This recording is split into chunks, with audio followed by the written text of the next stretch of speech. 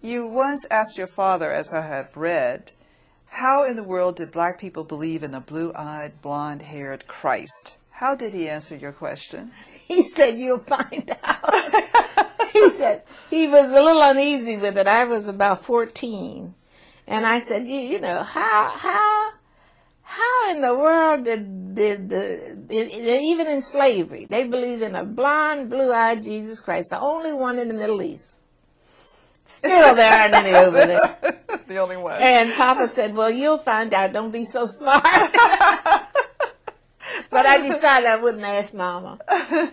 But one of the things that I appreciate, and I tried to help with my children, was that the freedom of being able to talk, although we lived in a very strict household, and we knew, and in those days there was a different kind of atmosphere.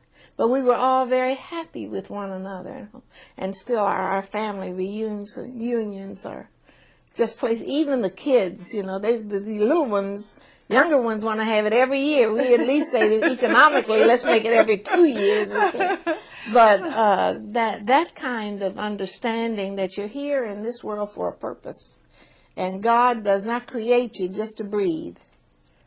And take up space. And take up space, right. That's right. Tell me about your father's congregation in Cincinnati. What was the racial makeup of his congregation? It was an all-black church. All-black church, yes, I see. And see, during his time, the churches were not integrated.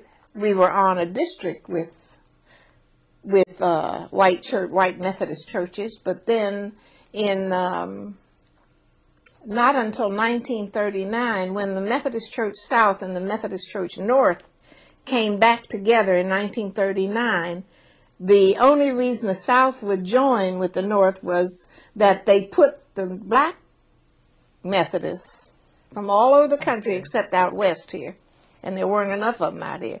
But my brother was preaching out here by then. They put them in a separate jurisdiction.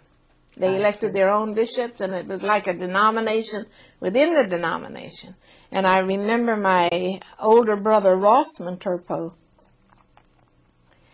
said when he finished college, he said, Papa, I got at the dinner table, everything happens at our dinner table, Papa, I have a scholarship to Howard Law School and a scholarship to Howard School of Religion, the seminary. And if you can tell me why you stay in this denomination that doesn't want you, then I'll go to seminary. If not, I'm going to law school. And Papa said, well, I can tell you this, you don't win a battle by leaving the battlefield. And one of the reasons we chose to stay instead of going into one of the major black denominations was to try to change his church. Because he said most of the congressmen are Methodist in background. If you could ever get the Methodist Church to live up to what it pronounces, yes, then you would affect the whole country. So I'm very sorry that the President of the United States is a Methodist.